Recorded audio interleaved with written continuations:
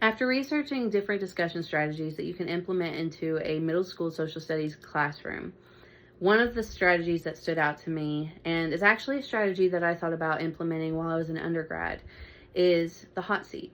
It allows the students to role play and step into the shoes of the person that we are learning about. So for instance, if we're learning about the Declaration of Independence, then there would be one student that comes up to the hot seat and they would assume the role of one of the signers. So say the first person we talk to is Thomas Jefferson. This student would not answer the questions that we have for them as if they are saying, well, I believe that he felt in this moment, or I believe that he wanted to sign the Declaration because.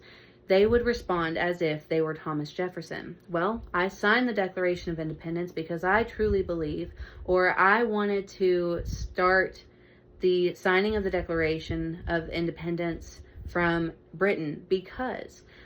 They would assume the role of that person.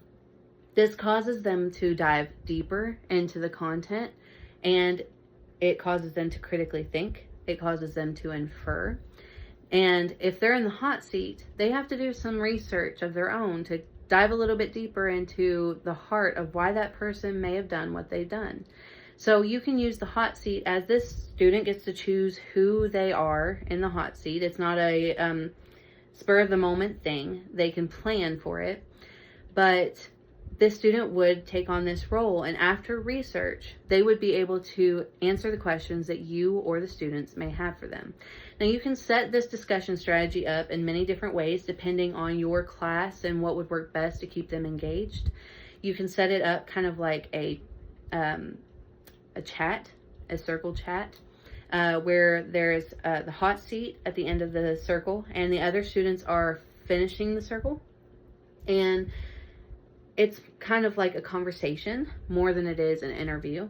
Or you can set it up where there is a student desk in the front of the classroom and the other students are facing that student and you're behind all the rest of them, and you're asking them questions and the students can ask them questions, although I feel like that strategy may be more of an interrogation than an interview.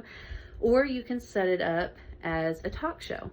So you're at your desk and there's a student chair at the end of your desk with the student who is in the hot seat, and they can face the audience and be able to turn and look at you as well and answer any questions that you may have for them or the audience may have for them, and just make it fun and engaging, something that makes it more personal and causes them to have a fun way of diving deeper into the material.